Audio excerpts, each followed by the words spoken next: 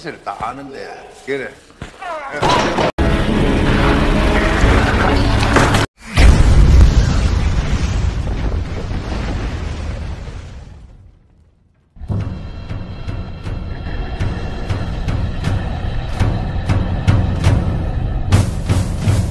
Halo para Mahmud glowing di seluruh Nusantara, apa kabarnya? Kembali di Film hadir ke hadapan teman-teman semua yang pada kesempatan kali ini akan membahas film dari negeri ginseng Korea dengan fokus cerita seorang Mahmud alias Mamah Muda yang memiliki dendam kesumat pada seorang psikopat. Seperti biasa sebelum ke pembahasan film, buat para Mahmud dan Pahmud yang suka dengan channel ini, tekan tombol subscribe serta bagikan linknya kepada semua teman-teman di FB, IG ataupun micet. Dan jangan banyak ngabihun, yuk ah!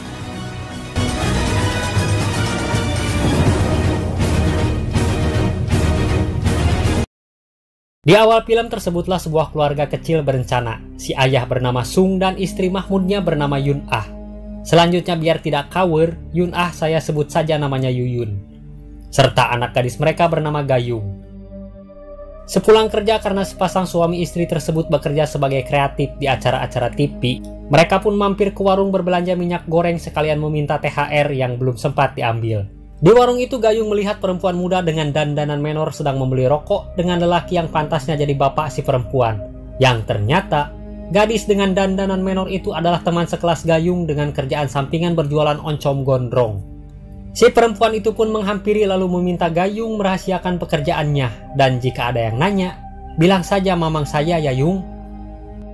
Singkat cerita si mamang yang kemudian diketahui bernama Jae-wook membawa perempuan tadi ke rumahnya. Tapi tanpa diduga, temannya Gayung itu diikat dan bahamnya disumpal uang. Lalu setelah melihat gambaran beberapa sketsa, si Jae-wook mulai mengukur kaki temannya Gayung. Dan tiba-tiba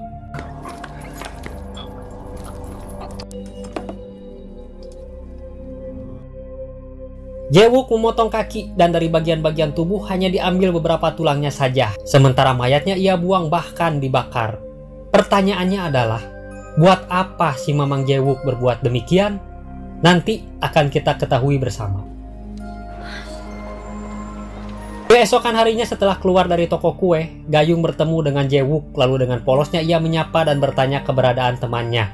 Tapi belum juga dijawab, Yuyun yang melihat anak si mata wayangnya sedang ngobrol dengan om-om, langsung ngagorowok memanggil Gayung untuk segera naik mobil. Dan tancap gas karena curiga dengan tampang mesum si Mamang.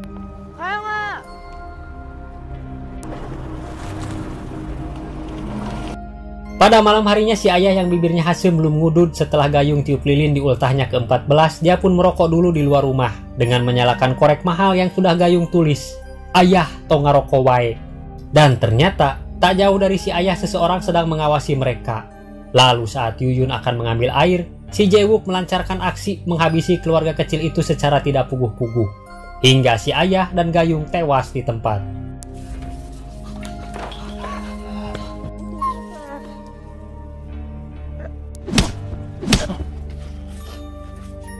Tapi beruntung bagi Yuyun, ia keburu meminta bantuan sehingga nyawanya bisa diselamatkan dan dilarikan ke rumah sakit. Singkat cerita di rumah sakit, Pak Dokter Sodikin yang menangani Yuyun tercengang mengetahui jika golongan darah Yuyun sangat langka. Karena kebetulan, Sodikin mempunyai seorang putri dengan penyakit yang juga langka, serta membutuhkan donor organ secepatnya. Sodikin lalu mencari tahu keberadaan keluarga Yuyun yang lain. Namun setelah kehilangan anak beserta suaminya, Yuyun kini tinggal sebatang kara. Seperti mendapat angin, Sodikin pun nekat melakukan transplantasi organ Yuyun kepada putrinya secara ilegal. Dan tiba-tiba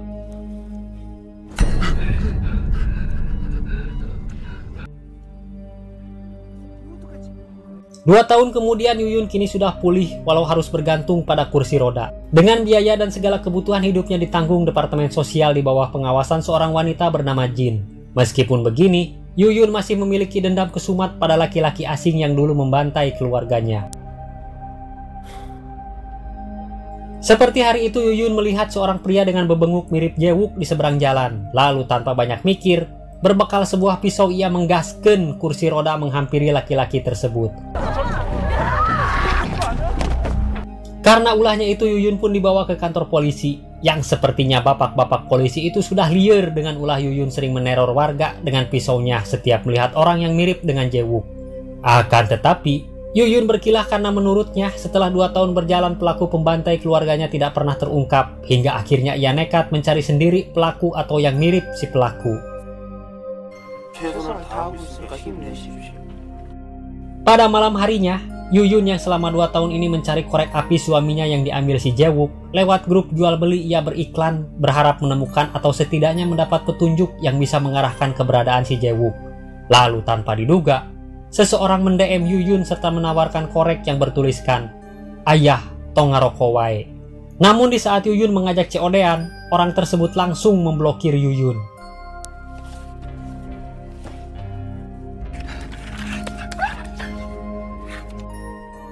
Beberapa waktu kemudian, tepat di hari di mana Yuyun kehilangan suami dan anaknya, bersama Jin keduanya merayakan ultah gayung ke-16, yang di tengah keharuan kedua Mahmud itu pun saling bertukar kisah piwatiran mereka. Di mana Jin bercerita jika dirinya mengidap kanker payudara dan karena penyakitnya itu, ia tidak bisa mendonorkan organ tubuhnya. Mendengar penuturan Jin, Yuyun seperti memiliki pencerahan yang keesokan harinya Yuyun menemui Dr. Sodikin mengajaknya berpartisipasi dalam acara mencari si Jae-wook. Dengan imbalan, organ tubuh Yuyun untuk didonorkan pada putri Pak Dokter. Dan tentu saja dengan rasa sayang pada putrinya, Pak Dokter pun setuju. Namun apa yang akan mereka lakukan tak mungkin hanya berdua, maka dicarilah beberapa orang dengan keahlian yang berbeda-beda. Seperti Pak yang ibunya membutuhkan donor ginjal, tapi memiliki spesialisasi melacak orang yang gagal bayar hutang karena bekerja sebagai debt collector. Kedua adalah seorang pembelot dari Korea Utara bernama Lingga, yang membutuhkan donor kornea mata untuk dirinya. Selanjutnya, mantan gangster bernama Ahim yang saat ini istrinya membutuhkan donor hati.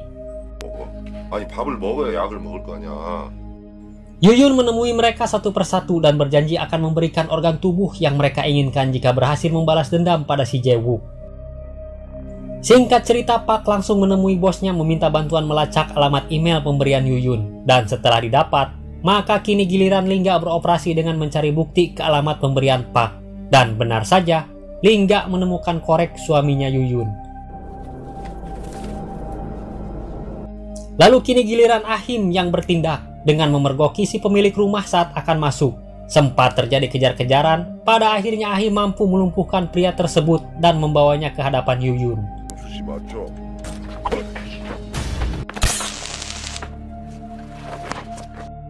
Akan tetapi, saat akan digeprek, ternyata pria itu bukanlah si Jae-wook, yang lalu Yuyun pun menghubungi keempat baladnya mengcancel kesepakatan mereka. Dikiranya cuma herei, si pria yang sedang diikat itu malah cengar-cengir hingga Yuyun yang kehel itu pun menodongkan pisau bertanya dari mana ia mendapat korek suaminya. Dan karena kasihanan modar, pria itu pun bercerita jika ia mendapatkan korek dari seorang laki-laki ganteng kalem saat mengantarnya ke warung kopi Mang Udin. Dari informasi laki-laki itu, Yuyun menelpon Pak memintanya untuk melihat rekaman CCTV warkop Mang Udin beberapa hari yang lalu. Tapi menurut Pak, jangan ngobrol di telepon dan sebaiknya bertemu sambil ngobrol saja karena sekarang ia sedang kerja. Sementara itu di tempat berbeda, Ahim menemui Sodikin sambil curhat jika istrinya akan meninggal kapan saja jika tidak secepatnya melakukan transplantasi hati. Ahim melanjutkan, mungkin saja sebelum si Jae-wook tertangkap, anak Pak Dokter pun meninggal lebih dahulu. Dan karena terpengaruh rayuan gombalnya Ahim, Sodikin kemudian memberikan semacam obat bius untuk disuntikan pada Yuyun. Keesokan harinya Ahim mendatangi rumah Yuyun. Namun sialnya, saat itu Yuyun sedang bersama Jin dan gagal menyuntikkan obat setelah taksi pesanannya Yuyun datang untuk mengantarnya menemui Pak.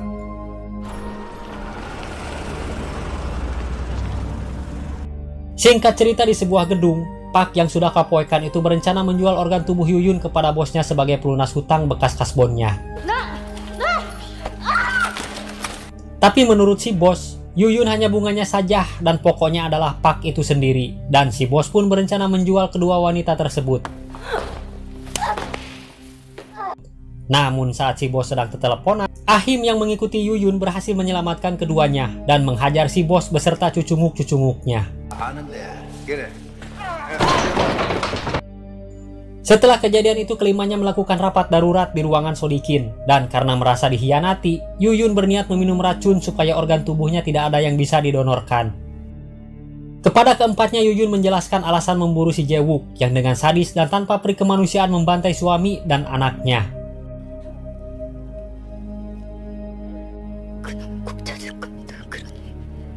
Mendengar penuturan Yuyun, keempatnya merasa simpati, kemudian menyusun ulang rencana mereka. Lalu di rumah Yuyun yang lama, Ahim dan Linga membuat alat penyiksaan requestan Yuyun khusus disediakan untuk si Jae-wook.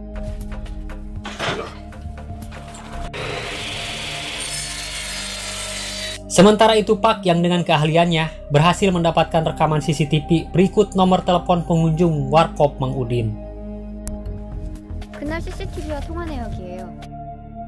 Di lain tempat, Jae-wook membawa seorang gadis ke rumahnya, tapi si cewek yang merasa aneh dengan banyaknya patung beserta karya seni berbentuk manusia berikut senjata tajam, si cewek pun melarikan diri, namun bukannya sukses, si cewek itu kini jadi korban ke-ODGJ-an si Jae-wook.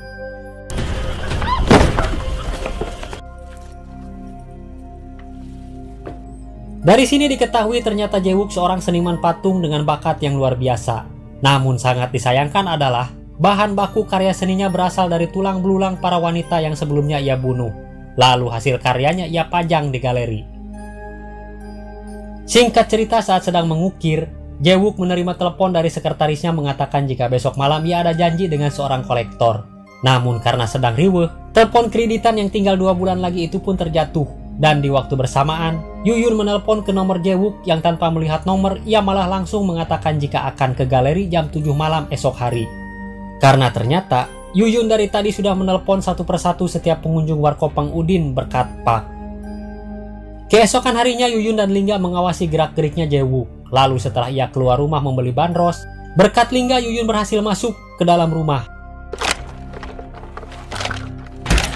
Hingga betapa terkejutnya Yuyun melihat sebuah patung berwujud peri beserta boneka-boneka kecil dari tulang para gadis korban kebiadaban Jae-wook.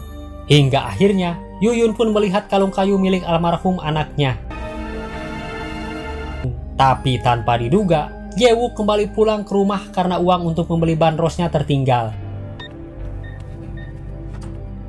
Lingga yang menunggu di luar gura-giru membunyikan bel sambil berpura-pura meminta sumbangan dari ketua RT untuk ngerorojok susukan mampet.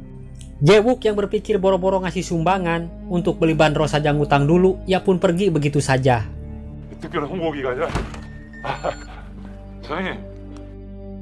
Singkat cerita, di dalam mobil, Yuyun menelpon Ahim menyuruhnya mengawasi Jae-wook di galeri. Lalu Yuyun memohon pada Lingga kembali ke rumah Jae-wook untuk mengambil kalung kayunya Gayung. Tapi Lingga menolak karena menurutnya itu berbahaya serta wajah kasepnya sudah dikenali Jae-wook. Beberapa waktu kemudian saat Jae-wook akan menjual karyanya pada kolektor, tanpa ia sadari sedang diawasi Ahim dari luar. Namun ketika menerima telepon dari istrinya, Jae-wook lenyap dari pantauan Ahim karena ternyata dari ponsel yang terhubung dengan CCTV rumahnya, Jae-wook melihat seseorang mengendap-endap yang orang tersebut adalah Lingga. Karena berniat mengambil kalung Gayung sebagai hadiah terakhir untuk Yuyun. Dan tiba-tiba, seperti punya pintu kemana saja Doraemon, seketika Jae-wook sudah berada di rumahnya, lalu menggampleng Lingga, yang tanpa ampun, ia membunuh Lingga dengan cara yang biadab saat itu juga. Jae-wook lalu mengutak-atik HP-nya Lingga, hingga ditemukanlah kontak nama Yuyun, dan dengan koneksinya ia meminta alamat rumah Yuyun yang kemudian ia pun mendatangi rumah Yuyun bersama Jin. Namun sial bagi Jin yang tidak tahu apa-apa, ketika berada di rumah sedang gegeroh, ia harus menjadi korban Jae-wook selanjutnya. Keesokan harinya Ahim dan Yuyun bingung karena dari semalam Lingga tak kunjung datang serta HP-nya pun mati. Lalu keduanya mendapat berita jika rumah Yuyun kebakaran karena ledakan gas sehingga menewaskan Jin.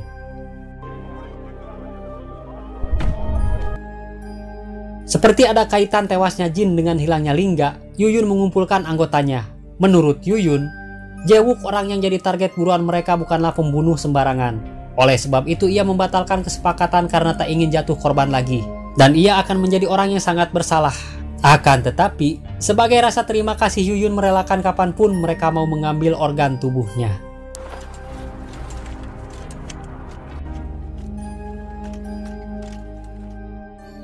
Beberapa waktu kemudian saat Yuyun sedang berziarah, tiba-tiba si Jae-wook sudah berada di sana, lalu mengungkit kembali kejadian 2 tahun lalu saat ia membantai keluarga Yuyun.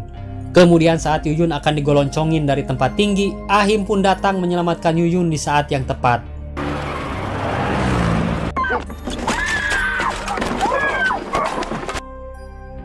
Ahim lalu mengejar Jae-wook dengan motornya, dan lewat aksi dramatis, Ahim berhasil melumpuhkan serta membawa Jae-wook ke rumah lama Yuyun.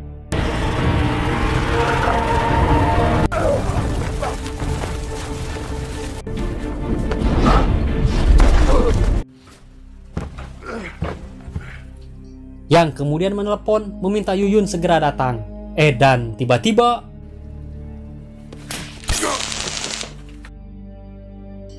kini Jae-wook yang meminta Yuyun datang karena jika tidak ia mengancam akan menjadikan Ahim rujak bebek. Tapi Yuyun tidak eleh geleng karena saat itu ia sudah berada di rumah Jae-wook sambil mengirim video perusakan patung-patungnya. Dan kali ini berbalik Yuyun mengancamnya untuk segera balik ke rumah karena jika tidak Yuyun akan merusak mahakaryanya. Singkat cerita, Jae-wook sudah berada di rumahnya dan mencari keberadaan Yuyun. Namun yang terjadi adalah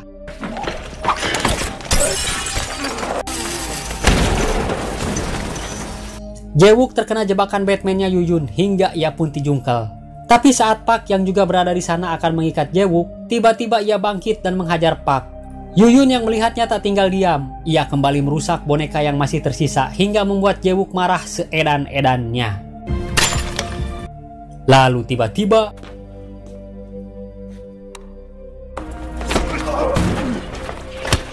lagi-lagi Ahim datang di saat yang tepat karena ternyata ia tadi keburu diselamatkan Sodikin.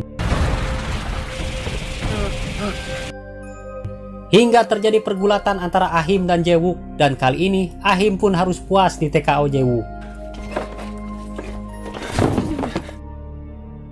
Yuyun yang sudah ripuh itu pun disamperin Jae-wook. Tapi bukannya sieun atau rewas, Yuyun malah urungah erengeh sambil mengeluarkan korek mahal suaminya. Kemudian membakar mahakarya yang sangat Jae-wook bangga-banggakan. Dan tiba-tiba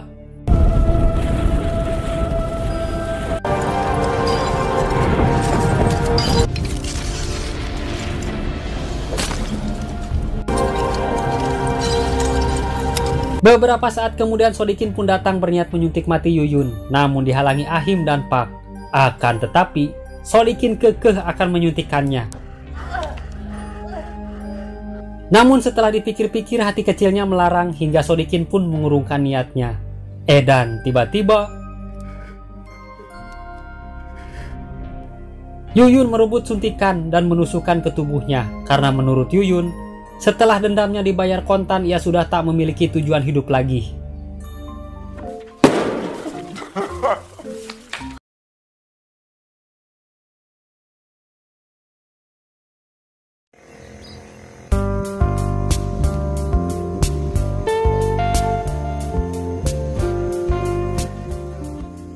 Itu saja alur cerita film The Five-nya, dan untuk teman-teman yang request film silahkan tulis di kolom komentar. Terima kasih sudah menonton, dan sampai jumpa.